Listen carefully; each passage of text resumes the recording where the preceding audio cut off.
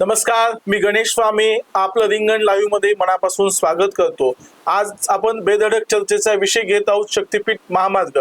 गेल्या अनेक दिवसापासून शक्तीपीठ महामार्ग नको म्हणून कोल्हापूर जिल्ह्यामध्ये मोठ्या प्रमाणात आंदोलन उभा केलं आणि लातूर जिल्ह्यामध्ये सुद्धा या आंदोलनाची धग कायम राहिली। मात्र तरीही सरकार शक्तीपीठ महामार्ग हा करण्यावर ठाम असल्याचं दिसत आहे। गेल्या अनेक दिवसांमध्ये कोल्हापूरमध्ये सतीश पाटील यांच्या नेतृत्वाखाली अनेक आंदोलनं झाली। त्याच्यामध्ये सतीश पाटील, जयंत पाटील, कोल्हापूरचे अनेक नेते सहभागी झाले। असं त्यांनी राजभवनावर म्हणजे अर्थात नव्यानं त्याचं नाव नवीन केलं आहे त्या लोकभवनावर या ठिकाणी मोठ्या प्रमाणात कोल्हापूर, सातारा, सांगली या भागातल्या पश्चिम महाराष्ट्रातल्या नेत्यांनी आणि तिथल्या बाधित शेतकऱ्यांनी मोर्चा काढला। आणि नेमकं ह्या प्रकल्पाची काय आवश्यकता आहे किंवा नेमकं ह्या प्रकल्प कशासाठी करण्याचा सरकार हट्ट धरते या सर्व विषयावर आपण सविस्तर चर्चा करणार आहोत। माझ्यासोबत आहेत द रिंगण लाईव्हचे संपादक आदरणीय राजू पाटील साहेब आपलं द रिंगण मध्ये मनापासून स्वागत आहे। पाटील साहेब, काय विषय आहे शक्तीपीठ महामार्ग, नेमकं का आवश्यकता पडत आहे आणि शेतकरी का विरोध करत आहेत? धन्यवाद गणेश। मुळात शक्तीपीठ महामार्गाची गरज राज्य सरकारला का पडली हा आतापर्यंत कोणालाही याचं उत्तर सापडलं नाही अशा प्रकारचा एक गंभीर प्रश्न आहे। ही शक्तीपीठ महामार्गाची आवश्यकताच नव्हती, कुठल्याच बाबतीमध्ये शक्तीपीठ महामार्गाची गरज आहे अशी परिस्थिती या संपूर्ण प्रकल्पामध्ये कुठेही नव्हती। आता नागपूर पवनार ते सिंधुदुर्ग पत्रादेवी इथपर्यंतचा हा मार्ग आहे आणि याला शक्तीपीठ असं गोंडस नाव सरकारने दिलेलं आहे।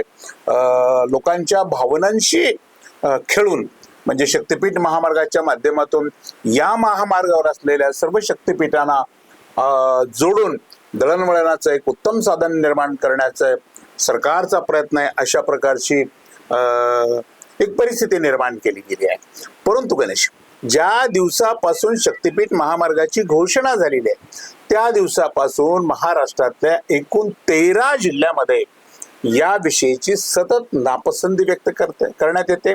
शेतकरी आंदोलन करत आहेत पूर्णपणानं। अधिकारी आणि कर्मचारी जेव्हा शेतकऱ्याच्या शेतामध्ये मोजणीसाठी जात आहेत बाधित क्षेत्र, त्यावेळेला शेतकऱ्यांचा विरोध होत आहे पूर्णपणे। म्हणजे नागपूर पासून ते सिंधुदुर्ग पर्यंत पूर्णपणे प्रत्येक जिल्ह्याचा विरोध असताना, शेतकऱ्याचा विरोध असताना केवळ देवेंद्र फडणवीसांच्या अहंकारापोटी, म्हणजे बघ तुला आठवत असेल तर 2024च्या निवडणुकीमध्ये सरकारच्या प्रतिनिधींनी अशी घोषणा केली होती, एकनाथ शिंदे यांच्या स्टोन ते विधान आहे की आमचं सरकार सत्तेवर आल्यानंतर शक्तीपीठ महामार्ग हा रद्द केला जाईल, त्याची आवश्यकता नाही असं निदर्शनास आलं तर तो रद्द केला जाईल अशा पद्धतीची घोषणाही केली होती। मात्र जेव्हा प्रचंड मेजॉरिटीमध्ये देवेंद्र फडणवीसांचं सरकार महाराष्ट्रामध्ये आलं तेव्हा त्यांनी घोषणा केली आणि केवळ घोषणाच केली नाही तर त्यासाठी आर्थिक तरतूद सुद्धा त्यांनी पूर्णपणे केलेली आहे। आणि सरकारी यंत्रणा जबरदस्तीनं शेतकऱ्याच्या शेतामध्ये घुसून शेतकऱ्याच्या जमिनीच्या संपादनाच्या प्रक्रियेला प्रारंभ केलेला आहे।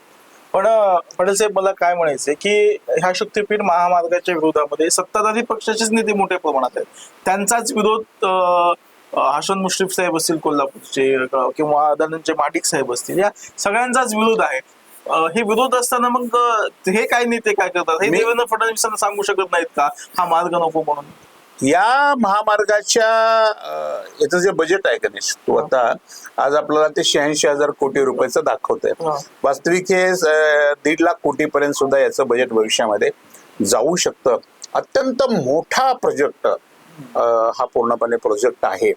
आणि मग एवढा मोठा खर्चाचा प्रोजेक्ट, राज्याची स्थिती चांगली नसताना 40,000 कोटी रुपये इतकं राज्याची तिजोरी आहे ती तोट्यात असताना, अर्थसंकल्पामध्ये तूट 40,000 कोटी रुपयाची असताना राज्याच्या तिजोरीवर प्रचंड मोठ्या विविध अशा लोकप्रिय घोषणांचा भार पडलेला असताना, जसं की लाडकी बहीण वगैरे घोषणा आहे किंवा सरकार आता नव्याने कर्जमाफी देणार आहे, त्यात काय 10,000, 12,000 कोटी रुपयाचा त्यावर तिजोरीवर बोजा पडणार आहे आणि आपलं राज्य आर्थिक दृष्ट्या संकटात आहे। ही सत्य परिस्थिती असताना सुद्धा काय यामध्ये गौडबंगाल आहे काहीतरी मोठं की हा मार्ग झाला पाहिजे अशा पद्धतीचा जो हट्ट देवेंद्र फडणवीस धरतायत, यामध्ये लोकांच्या मनामध्ये फार मोठ्या शंका निर्माण होत आहेत। आता नेमक्या त्या कशा स्वरूपाच्या शंका आहेत बोललं जातं की या महामार्गाचं पूर्ण जे कंत्राट आहे, आपण ज्याला कॉन्ट्रॅक्ट असं म्हणतो, किंवा आपल्या भागामधल्या शब्दाप्रमाणे या रस्त्याचं गुत्त हे 6 कंपन्यांना ऑलरेडी देण्यात आलंय असं सांगितलं जातं. की ज्या कंपन्या या देवेंद्र फडणवीसांच्या पक्षाला मोठ्या स्वरूपामध्ये निधी देतात, अशा कंपन्यांना याचं टेंडर किंवा याचं कॉन्ट्रॅक्ट देण्यात आलंय असंही सांगण्यात येतं. खरं म्हणजे तशा पद्धतीचे डॉक्युमेंट्स आपल्या हातामध्ये नक्की नसले तरी लोकांची चर्चा सातत्याने अशा पद्धतीची होत असते. कोणाला खुश करण्यासाठी हा मार्ग चाललाय? म्हणजे महाराष्ट्राच्या भारतीय जनता पार्टीच्या तिजोरीला खुश करण्यासाठी चाललाय, किंवा केंद्रातल्या भारतीय जनता पार्टीच्या तिजोरीला खुश करण्यासाठी चाललाय, किंवा देवेंद्र फडणवीसांच्या मित्र कंपन्या ज्या या क्षेत्रामध्ये पूर्णपणाने मोठ्या आहेत यांना खुश करण्यासाठी हा महामार्गाचा हट्ट चालू आहे? प्रश्न आहे, गंभीर प्रश्न निर्माण झाले. बघा आता प्रस्तावनेत तू म्हटल्याप्रमाणे की ठिकठिकाणी आंदोलनं सुरू आहेत. आज तर मुंबईमध्ये एक प्रकारचं भव्य मोठं आंदोलन शेतकऱ्यांचं झालं. 13 राज्यातल्या 13 जिल्ह्यातले शेतकरी या कार्यक्रमाला उपस्थित होते. अनेक नेते होते, आमदार होते, माजी आमदार होते, तो म्हटल्याप्रमाणे सत्ताधारी महायुतीचे लोक सुद्धा त्यामध्ये सहभागी होते. तरीही सरकार टसकामस होत नाही, जागचं हलायला तयार नाही. अगदी काय म्हटलं, कुंभकर्णाप्रमाणे या विषयामध्ये सरकार आता निवांत असं झोपू नये, ते अजिबात हलण्याच्या, डोळे उघडण्याच्या किंवा कोणाचं काही ऐकण्याच्या मनस्थितीमध्ये नाही. त्यामुळे या महामार्गाच्या एकूण उभारणीच्या विषयीची एक मोठी शंका महाराष्ट्राच्या मनामध्ये निर्माण झाली. पण साहेब ह्याला जोडून दुसरा एक प्रश्न मला आपल्याला विचारायचा की लातूर जिल्ह्यामध्ये प्रचंड राष्ट्रीय महामार्गाचं जाळं निर्माण झालं. म्हणजे आता मी ज्या गावातून येतो त्या आमच्या गावातून रत्नागिरी नागपूर हा राष्ट्रीय महामार्ग गेला, इकडं निलंग्याकडे राष्ट्रीय महामार्ग गेला, म्हणजे अनेक ठिकाणी राष्ट्रीय महामार्ग होतोय. आता शेतकरी पश्चातापात आहेत की आम्ही का त्या राष्ट्रीय महामार्गाला तेव्हा विरोध केला नाही, कारण की आमची एवढ्या जमिनी गेल्या, उत्पन्नाचं साधन गेलं, आज उत्पन्नाचे सोर्स नाही, उड्डाण पूल झाले. म्हणजे अशी भयानक परिस्थिती या राष्ट्रीय महामार्गाच्या रस्त्यांमुळे होते. आणि नेमका ह्याचा फायदा तिकडे नागपूरला, सगळी ही राष्ट्रीय महामार्ग नागपूरला जोडली जातात. याचं गौडबंगाल नेमकं काय? संशयास्पद वातावरण सध्या राज्यामध्ये निर्माण झालेलं आहे की राज्याची राजधानी ही मुंबई आहे पूर्णपणाने, परंतु कुठलीही विकासाची योजना मुंबईवरून थेट नागपूर, एखादा प्रकल्प मुंबईत थेट नागपूर, अशा पद्धतीचं हे काम चालू आहे. पण ठीक आहे, आपले विलासराव देशमुख म्हणत होते, तळ राखणार तो पाणी साकणार.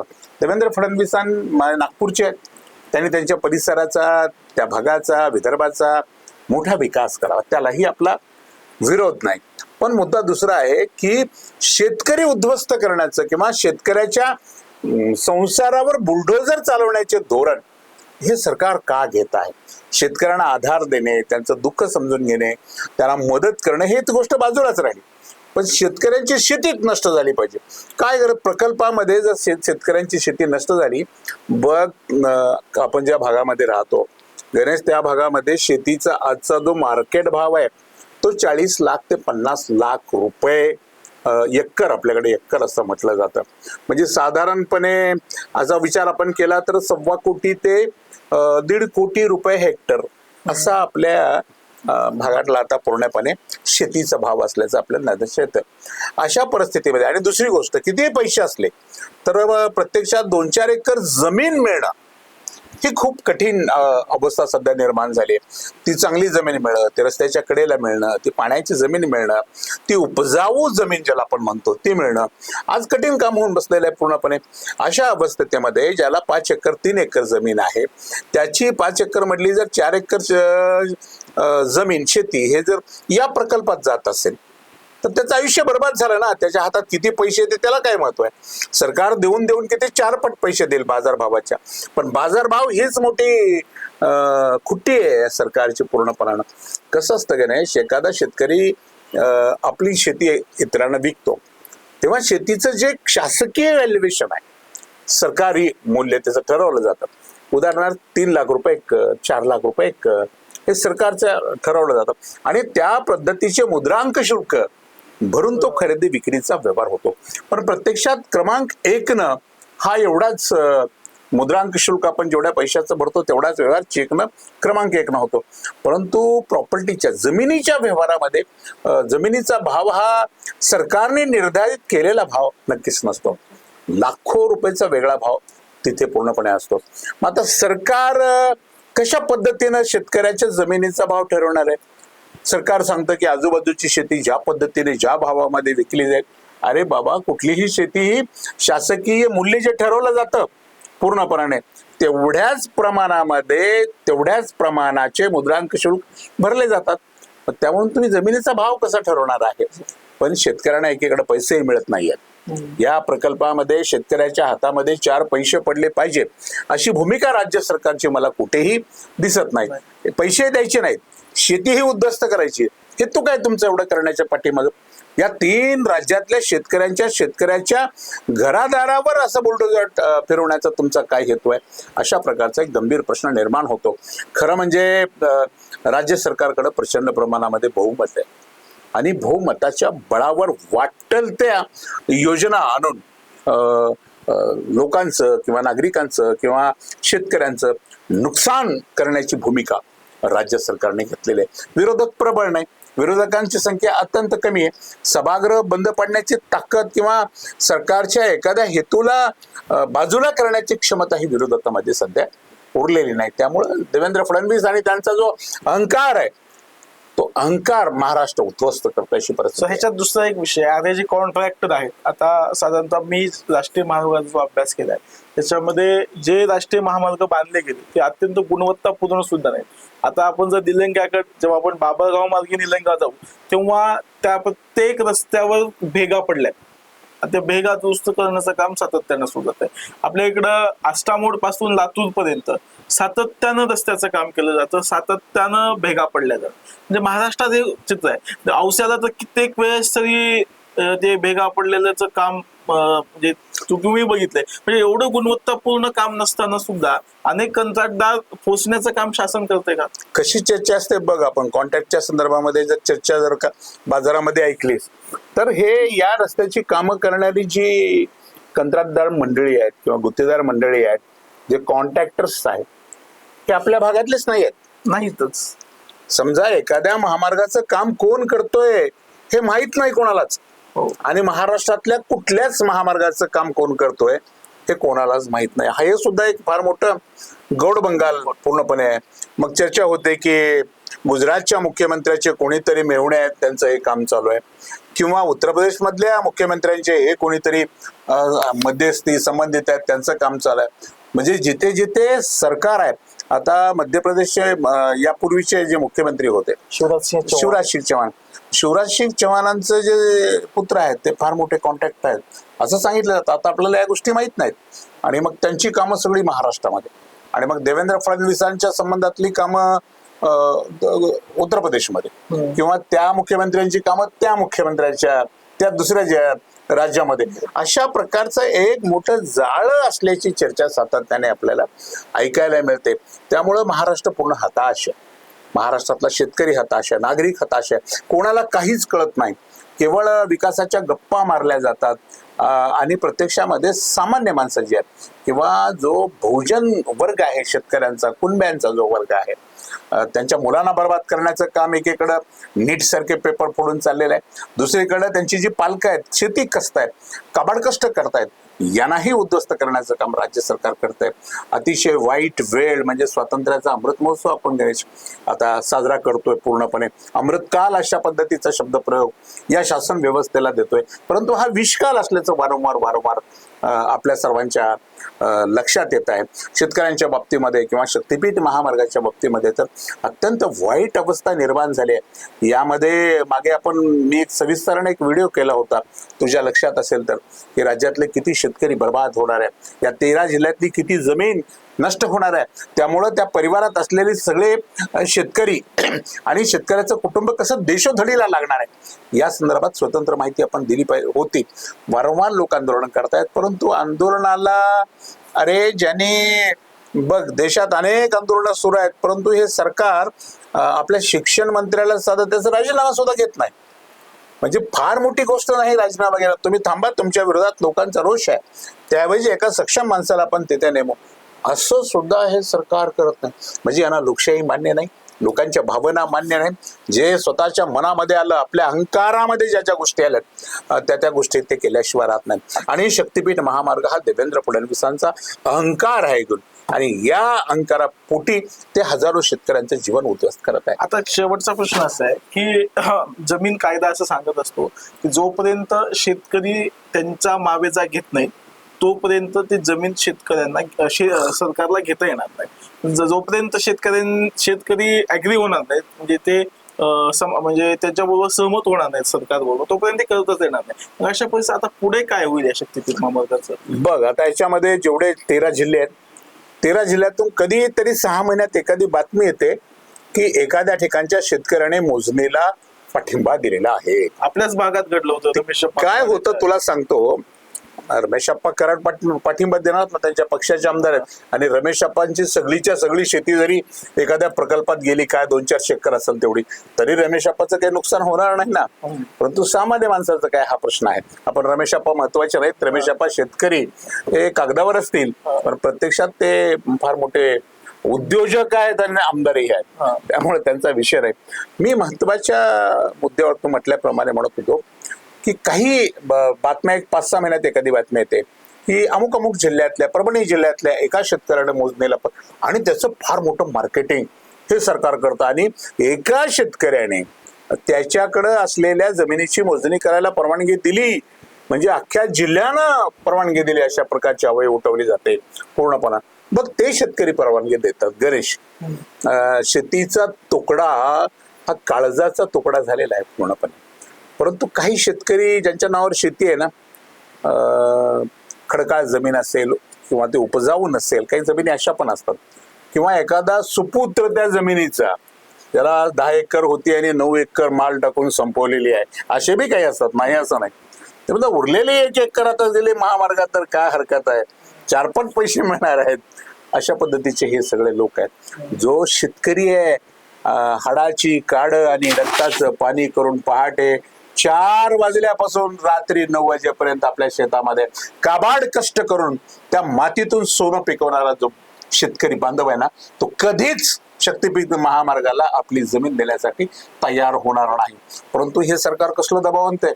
अरे, एका शेतकऱ्याच्या शेतामध्ये मोजणी करायला जाण्यासाठी SDO सोबत 40-40, 50-50 शस्त्रधारी पोलिसांचा ताफा दिला जातो. यार, काय सांगावं तुला.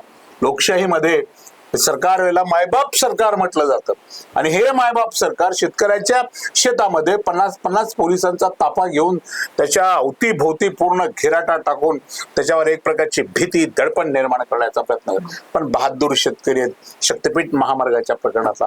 असे बघ, 99.9% शेतकऱ्यांचा या प्रकल्पाला विरोध आहे आणि कुठल्याही किमतीत हा महामार्ग आम्ही होऊ देणार नाही, अशा प्रकारची भूमिका या सर्व शेतकऱ्यांनी घेतली आहे. हे सगळं खरं आहे. म्हणजे एकनाथ शिंदे जर महाराष्ट्राच्या मुख्यमंत्री पदावर असतील ना गणेश, मी तुला प्रामाणिकपणे सांगतो, त्यांनी रद्द झाला हा महामार्ग म्हणून अगदी पहिल्याच बैठकीमध्ये जाहीर केला असता पूर्णपणानं. मला विश्वास आहे तो माणूस अशा पद्धतीचे निर्णय घेतो कारण तो भावनाशील व्यक्ती आहे. त्यांनी त्यांच्या पक्षाबरोबर काय केलं हा विषय बाजूला ठेवू, पण एकनाथ शिंदे हा भावनाशील व्यक्ती आहे पूर्णपणे. किंवा जर मुख्यमंत्री पदावर अजितदादा असते, स्वर्गीय अजितदादा, तर स्वर्गीय अजितदादांनी हा प्रकल्प तातडीनं रद्द केला असता. परंतु राज्याच्या या शक्तीपीठ महामार्गातल्या काय म्हणतो आपण त्याला, ज्यांची शेती चाललेली जे शेतकरी आहेत ना, त्यांच्या दुर्दैवानं महाराष्ट्राच्या मुख्यमंत्री पदावर देवेंद्र फडणवीस आहेत आणि ते या शेतकऱ्यांचा काटा काढल्याशिवाय त्यांच्या आत्म्याला कधीच शांती मिळणार नाही. तर आपण बघितलं की शक्तीपीठ महामार्ग करण्यासाठी शासन कटिबद्ध आहे, परंतु तमाम शेतकऱ्यांचा या प्रकल्पाला विरोध आहे. 13 जिल्ह्यातले शेतकरी हा प्रकल्पाला कायम विरोध करत आहेत. त्यांनी कोल्हापूर पासून सातारा, सांगली, चांद्यापासून बांद्यापर्यंत या ठिकाणी आंदोलन केली. आज त्यांनी राज्यपाल भवन अर्थात लोकभवनवर त्यांचा मोर्चा काढला आणि ह्या आंदोलनाची धग त्यांनी किती आहे हे महाराष्ट्राला दाखवून दिली. येणाऱ्या पावसाळी अधिवेशनामध्ये सुद्धा, दर पावसाळी अधिवेशनामध्ये हा मुद्दा गाजत आहे. यावेळेस सुद्धा या पावसाळी अधिवेशनामध्ये निश्चितपणे शक्तीपीठ महामार्गाचा मुद्दा हे पश्चिम महाराष्ट्राचे सगळेच आमदार उचलून धरतील आणि तरीही शासन हा शक्तीपीठ मार्ग किती महत्वाचा आहे आणि कशा पद्धतीचं हेच सांगण्यामध्ये शासन व्यस्त आहे. त्यामुळे आता येणाऱ्या काळात आपल्याला बघावं लागेल की या शक्तीपीठ महामार्गाची आंदोलनाची दर कुठपर्यंत जाते आणि कुठल्या पद्धतीनं हा शक्तीपीठ मार्ग रद्द होता का, किंवा शेतकऱ्यांना अजून काही प्रलोभन दाखवून हा शक्तीपीठ मार्ग रेटला जातो का, हे पाहणं सुद्धा अत्यंत महत्वाचं आहे. अशाच महत्वाच्या विश्लेषणासाठी पाहत राहा द रिंगण लाईव्ह, आवाज महाराष्ट्राचा.